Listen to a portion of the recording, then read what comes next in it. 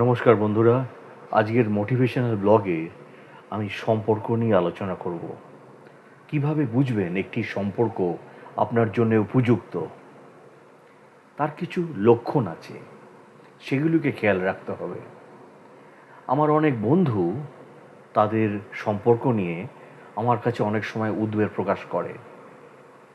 আসলেই যে কোনো কিছু ভুল নয়, কেউ প্রতারণা করেনি এবং উভয় সঙ্গী একে অপরের সাথে ভালো ব্যবহার করে, কিন্তু তারপরেও তাদের মনে সন্দেহ থাকে। তারা সঠিক সম্পর্কে আছেন কিনা এই ভাবাটা তাদের মনে থেকেই যায়। তাহলে আপনি কিভাবে বুঝবেন যে একটি সম্পর্ক আপনার জন্যে উপযুক্ত? এটি আপনার নিজস্ব চাহিদা, দৃষ্টিভঙ্গি এবং মূল্যবোধ সহ অনেকগুলো বিষয়ের উপর নির্ভর করে। যে সম্পর্কটি একজনের জন্য সঠিক, সেটি অন্যজনের জন্যে সঠিক নাও হতে পারে। তাই এই ব্লগে আমি আলোচনা করব আপনি সঠিক সম্পর্কে আছেন কিনা এবং তার লক্ষণগুলো কি কি। কেউ যদি আপনার জন্যে সঠিক নয়, তা কিভাবে বুঝবেন? এবং আপনার সম্পর্কটি ঠিকঠাক মনে না হলে তা কি করণীয়? আবার আপনি কে এবং একটি সম্পর্ক থেকে আপনি কি চাইছেন, তার উপর নির্ভর করে সঠিক সম্পর্কের সংজ্ঞা ব্যাপকভাবে ভিন্নও হতে পারে। সম্পর্কের ক্ষেত্রে বিষয়টি ঠিক বনাম ভুলের নয়।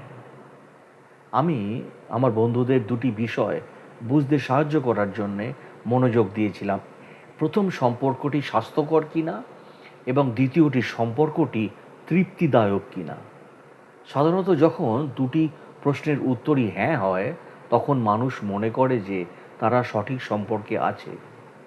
সেই হিসাবে এখানে কিছু আলোচনা করা হবে যা আপনাকে বুঝতে সাহায্য করবে যে আপনি আপনার জন্যে সঠিক ব্যক্তির সাথে আছেন কিনা।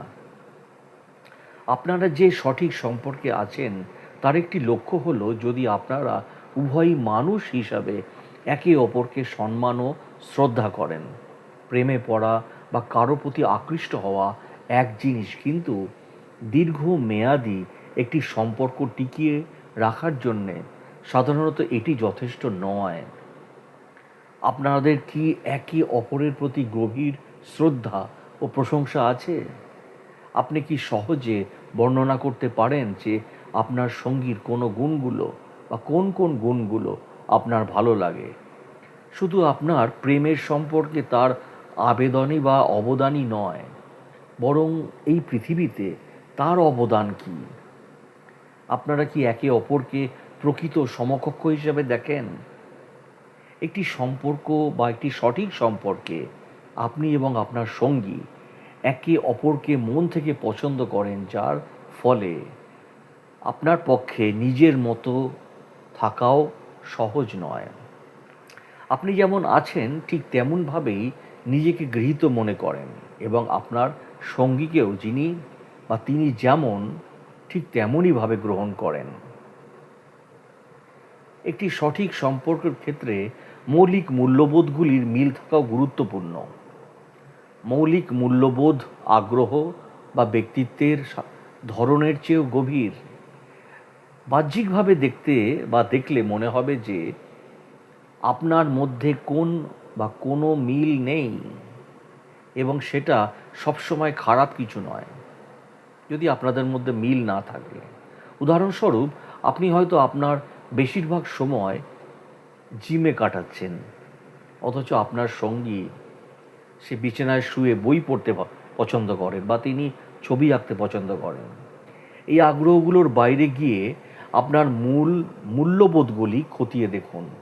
হতে পারে আপনি নিজেকে আরও উন্নত করার বিশ্বাসে জিমে যান, এবং আপনার সঙ্গীও একই উদ্দেশ্যে বই পড়েন।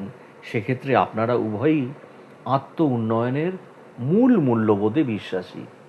অন্যদিকে, যদি আপনি শারীরিক স্বাস্থ্য এবং দীর্ঘায়ুকে গুরুত্ব দেন বলে জিমে যেতে পছন্দ করেন, কিন্তু আপনার সঙ্গী তা না করেন, তাহলে এটি একটি লক্ষণ যে আপনাদের মৌলিক মূল্যবোধের মধ্যে মিল নেই, এবং এটি ভবিষ্যতে সমস্যার কারণ হতে পারে।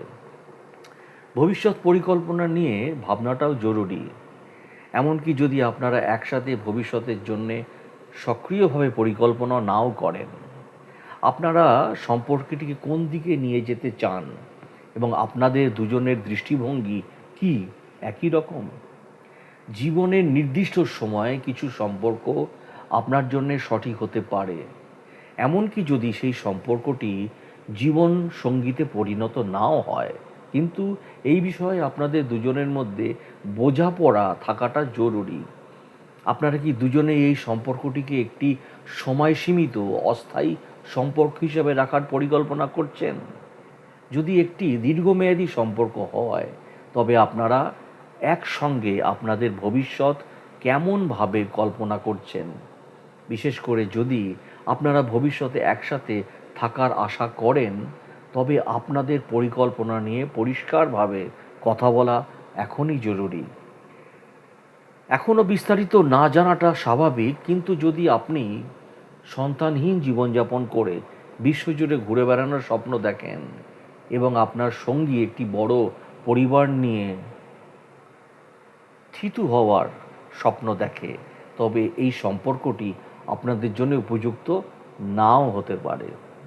সম্পর্কের মধ্যে যদি কোনো ধরনের নির্যাতন বা মানসিক কারসাজি থাকে, তাহলে সেই সম্পর্কটি সঠিক নয়।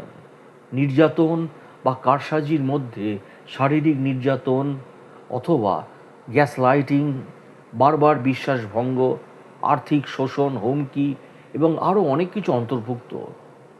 একটি নির্যাতনমূলক সম্পর্কে থাকা একটি জটিল বিষয় এবং সম্ভবত আপনার সেখান থেকে সরে যাওয়ার পেছনে খুবই বাস্তব এবং জটিল কারণ রয়েছে। এটা আপনার দোষ নয় এবং আপনি কোনো ধরনের সমালোচনার যোগ্য নন। একই সঙ্গে আপনি এমন একটি সম্পর্কে থাকার যোগ্য যেখানে আপনি নিরাপদ বোধ করবেন এবং নিজের সত্তার জন্যে ভালোবাসা পাবেন। আপনার সঙ্গীর আচরণ নির্যাতনমূলক কিনা সে বিষয়ে আপনি নিশ্চিত না হলে একজন থেরাপিস্টের সাথে কথা বলতে পারেন।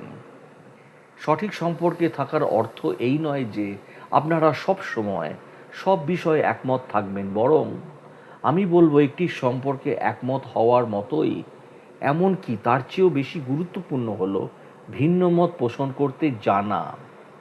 যখন আপনার বা আপনার সঙ্গীর মধ্যে মতের অমিল হয়, তখন আপনাদের সম্পর্কে কি ঘটে? আপনারা কি ব্যক্তিগত আক্রমণ না করে আপনাদের ভিন্ন মতামত নিয়ে আলোচনা করতে পারেন? মতবিরোধের পর আপনি কি আপনার সম্পর্কে নিরাপদ বোধ করেন? আপনি কি মনে করেন যে কিছু বিষয়ে ভিন্ন মত পোষণ করলেও তা আপনার সম্পর্কের ভিত্তিকে নাড়িয়ে দেবে না? এগুলো সবই ভালো লক্ষণ যে আপনি সঠিক সম্পর্কে আছেন। অন্যদিকে যদি আপনি প্রতিটি দ্বন্দ্ব আপনার সম্পর্ককে সংকটময় করে তোলে, অথবা যদি আপনি মতবিরোধকে এতটাই ভয় পান যে পুরোপুরি দ্বন্দ্ব এড়িয়ে চলেন, তাহলে বিষয়টি নজরে রাখা প্রয়োজন। এটি সঠিক সম্পর্কে আপনি যৌন এবং আবেগভাবেও উভয়ভাবেই সন্তুষ্ট থাকেন। এর মানে এই নয় যে আপনাকে দিনে একাধিকবার সঙ্গীর সাথে ঘনিষ্ঠ হতে হবে। একে একজনের চাহিদা এক এক রকম হয়। গুরুত্বপূর্ণ বিষয় হলো আপনার সঙ্গী আপনাকে সম্পূর্ণ বা পরিপূর্ণতা দেয় ও সন্তুষ্ট করে এবং আপনিও তাকে তা দেন।